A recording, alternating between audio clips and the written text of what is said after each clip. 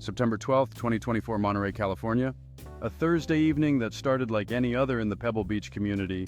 Quiet cliffs, Pacific mist rolling over jagged coastlines and glass-walled mansions overlooking the crashing surf. The kind of neighborhood where privacy was the ultimate luxury, where wealth was measured in silence and sprawling ocean views, where tragedy was never invited.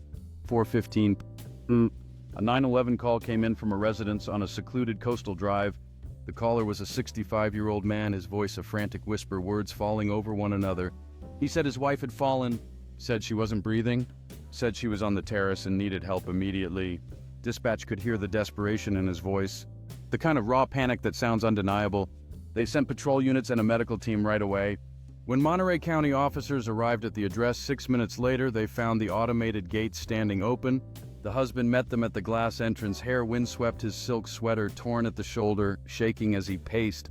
He led them to the infinity pool deck where a woman lay near the edge of the limestone stairs. She was 59 years old. She was wearing a cream linen suit and gold watch. There was a traumatic injury to the base of her skull. A heavy bronze sculpture lay on the tiles approximately 4 feet from her right hand. The husband kept repeating the same story. She tripped. She'd been dizzy for weeks. She must have grabbed the statue to steady herself, and they both went down. He had just come from the home office, stepped out, and found her. He tried to revive her, but she was limp. He didn't know how it happened. He called 911 the moment he saw her. Paramedics confirmed what the officers already suspected. The woman was deceased, had been for at least 45 to 60 minutes based on skin pallor and early cooling. The scene was secured. Photographs were taken. Evidence markers were placed. The husband was asked to wait in the library while investigators processed the terrace. But even in those first minutes, something didn't add up. The terrace was too orderly. If there had been a clumsy fall, if a woman had a heavy bronze statue down with her, you would expect some sign of chaos. A shattered glass, a chair out of position. There was no scrape on the limestone where the bronze hit the floor. Everything was in perfect alignment. The outdoor cushions were straight, the patio candles were undisturbed on the table. Even the victim's position seemed staged somehow, like she'd been arranged rather than fallen. Detective Elena Rossi, 10 years on the force, crouched near the body and studied the wound placement, base of the skull slightly off-center. The impact was blunt. She looked at the statue, then back at the stairs. Something in her training told her this wasn't an accident. The angle was wrong. The force was wrong. She stood and made eye contact with her partner. They were thinking the same thing. This was going to be a long night. What investigators didn't know yet, what would only come to light in the hours and days that followed, was that the woman lying dead on that terrace had discovered a secret just 4 hours earlier. A secret that shattered 35 years of marriage. A secret that involved a hidden villa in Tuscany, an offshore account, and a double life that had been carefully maintained for more than 2 decades. By the time detectives started pulling bank records, by the time they started interviewing witnesses and reconstructing the timeline, they would realize this case was about more than a tragic fall. It was about possession betrayal and what happens when someone finally uncovers the truth. Welcome to True Crime Frontier. If you're drawn to stories that dig beneath the surface, that explore not just what happened, but why you're in the right place, make sure to hit that like button and subscribe so you don't miss any of our deep dives into cases that challenge everything we think we know about family, loyalty, and human nature. Drop a comment below and let us know what you think as this case unfolds. We love hearing from our community to understand how a Monterey afternoon turned into a homicide investigation. We need to go back, not all the way to the beginning, but far enough to see how 2 people built what looked like a solid marriage from the outside while something entirely different was happening behind closed doors. Julianna Vance was 24 years old in the spring of 1989 when she met Alistair Sterling. She was a graduate student at Stanford, finishing her master's in international law and policy. During the day, she worked as a junior researcher, vetting trade agreements and drafting briefs. It was complex work, and she was brilliant at it. Her professors remembered her as sharp, always meticulous, the kind of person who found the loophole in every contract and arrived 20 minutes early to every seminar. She came from a political family. Her father had served in the state senate for most of her childhood. Her mother had managed the public image through a combination of charity events, political fundraisers, and absolute discretion. Julianna had learned early that image was power, that you had to curate it, protect it, build it deliberately. That's why she was in law school.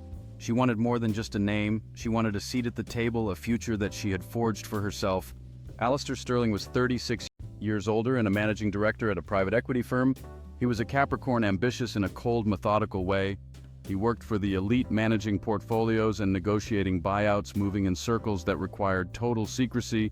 People who knew him then described him as charming, impeccably tailored even on a weekend. He was the kind of man who spoke softly and let his presence do the work. When he did speak, people listened. There was a weight about him that felt inherited, not earned. They met in a private lounge after a conference one Friday night in May. Julianna's flight was delayed. Foggy night, empty terminal. She was sitting there with a laptop, frustrated, trying to rework a presentation, when Alistair walked over with 2 coffees, offered to share his table.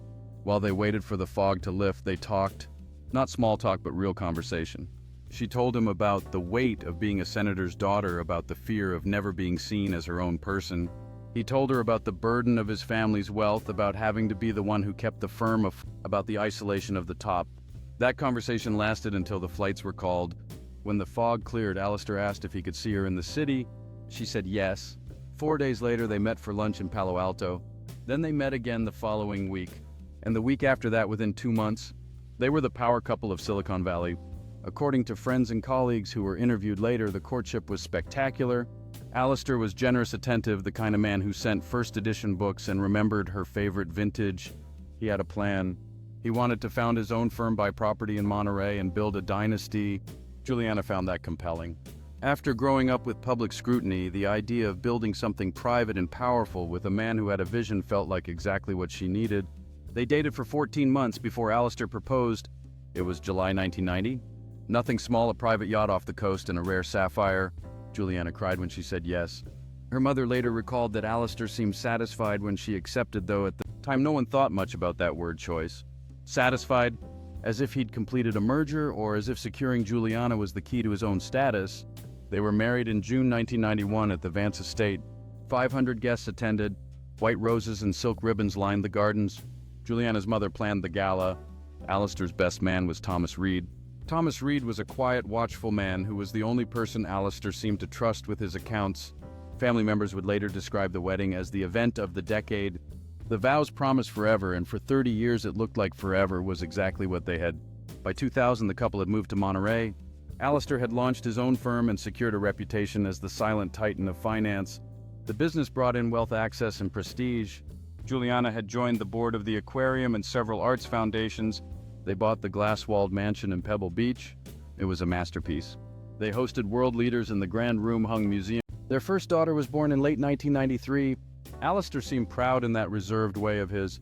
He didn't show emotion often, but you could see something change in him when he showed the baby the view. Like she was proof of his dominance, proof that he had won the game. Julianna took a year of leave, then returned. She was a force in philanthropy. Life was abundant, effortless, and untouchable. They were the envy of Monterey. Alistair's career was peaking. From the outside, the Sterling family was the embodiment of success.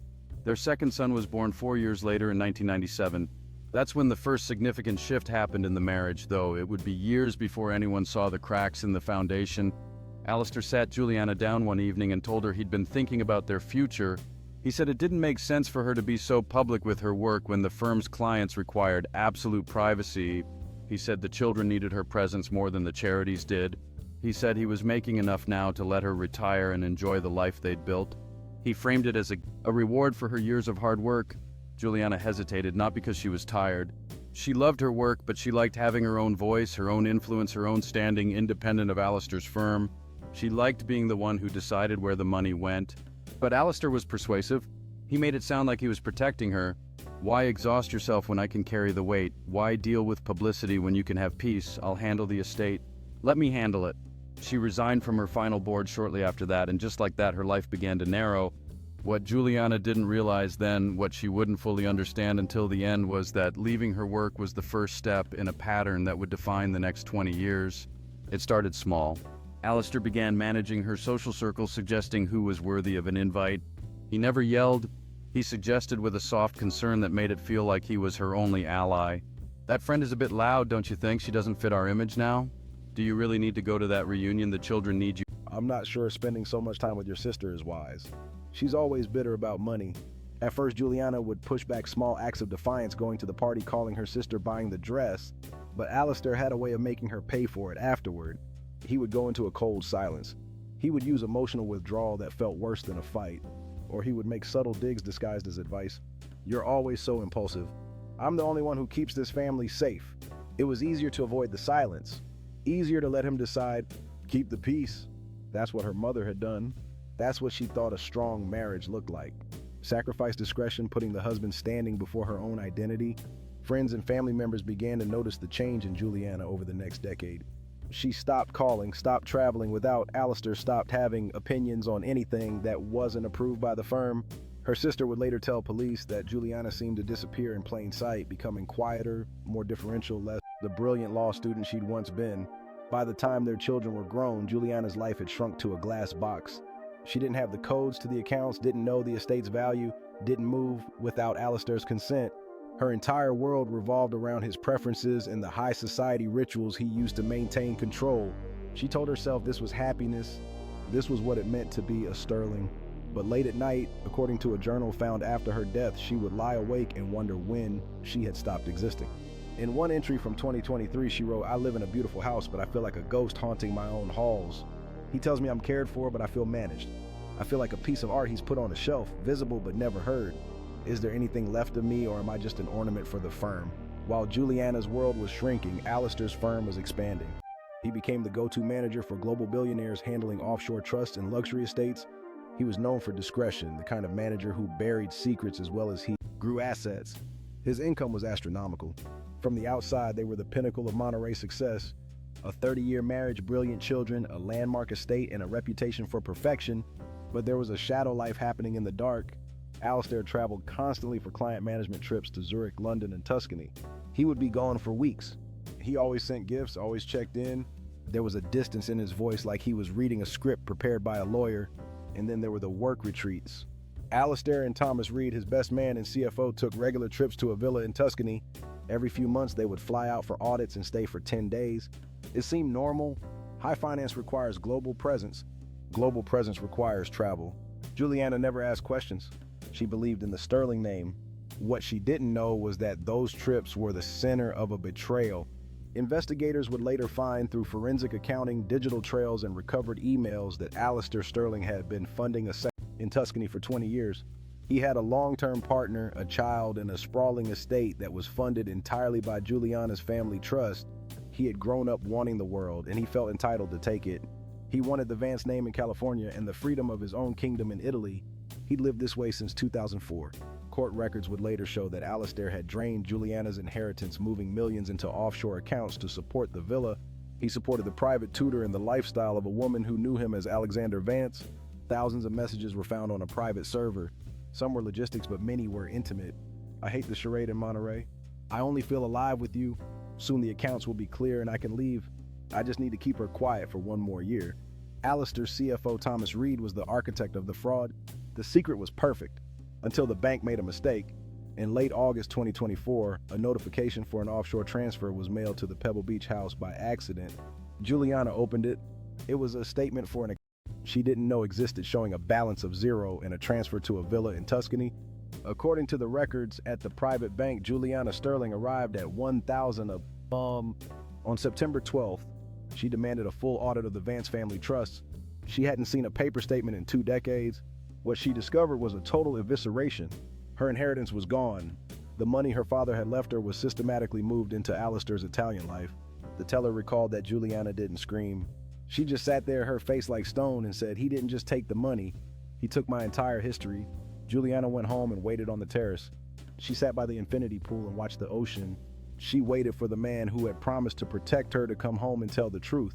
Neighbors reported that Alistair's car pulled into the drive at 3:15 p.m. Within 10 minutes, the shouting began. A gardener working next door said he heard Julianna yelling about the bank in Italy. He heard Alistair's voice booming and cold, telling her to know her place. He heard the sound of a heavy thud, then silence. He thought about checking, but in Pebble Beach, you mind your own business. He went back to the hedges. He didn't know that the silence was the end of Julianna's life. What happened on that deck was reconstructed by the forensics. In his first statement, Alistair claimed Julianna was distraught about an investment loss, that she became dizzy and fell into the sculpture. But investigators saw the 45-minute gap. The argument ended at 3:30 p.m. The 911 call came at 4:15 p.m. What was Alistair doing? Why was the terrace so clean, and why was there bruising on Julianna's shoulders? Detective Elena Rossi didn't believe him. She knew that a man who manages billions doesn't panic. He strategizes. He had spent 45 minutes trying to stage a fall, but he had missed one thing. The statue was made of bronze, but the base was covered in high-velocity blood spatter, not the kind of blood that drips from a fall, but the kind that sprays when a heavy object is swung with intent. Detective Rossi brought him in. She let him talk. She let him describe it. While she waited for the lab results on his clothing, at the station, Alistair was calm. He talked about her instability, said she was the love of his life, said she was fragile like her mother. Detective Rossi waited. She knew the autopsy would tell the real story. Dr. Marcus Holloway, the coroner, found the proof. The wound wasn't from a fall onto the sculpture. The fracture pattern showed massive force. The sculpture had been brought down onto her with massive force while she was kneeling or already on the ground. The impact was vertical, not horizontal, and there were defense wounds on her forearms, bruises where she had tried to shield her head. Julianna Sterling hadn't tripped. She had been executed. When Detective Rossi showed Alistair the photos of the defense wounds, his mask finally slipped. He realized the perfect Sterling was over. The motive was simple. Alistair had planned to leave. He was weeks away from moving the last of the money to Tuscany and disappearing. Julianna's discovery at the bank ruined the timeline. If she filed for or alerted the firm, he would lose the firm, the reputation, and the villa. He killed her to buy time. He killed her because he couldn't allow her to take back what he felt was his. He thought the Sterling name would protect him. He underestimated the strength of the truth. The Sterling children stood with the prosecution. They revealed the years of coercive control. They rejected their father. Alistair Sterling was charged with first-degree murder in October 2024. The Silicon Valley elite were silent. The silent titan was going to prison. The trial was brief. The evidence was undeniable. The bronze statue, the blood spatter, the empty accounts. Alistair was found guilty in March 2025. He was sentenced to life. He sits in a cell now, still acting as if he's the one in charge. The Sterling children renamed the estate. They turned it into the Julianna Vance Foundation, a center for financial independence and legal support for women in controlling marriages. They ensured their mother's name stood for strength, not for what she had lost. Julianna's story is a reminder. Most dangerous lies are often the ones we want to believe the most. It reminds us to look closer at the perfect lives around us and to listen when someone says they feel they are disappearing. Thank you for joining us at True Crime Frontier. If this story resonated with you, please share it and help us grow this community of truth seekers. Stay aware, stay compassionate, and we'll see you in the next case. No matter how deep secrets are buried, the truth always finds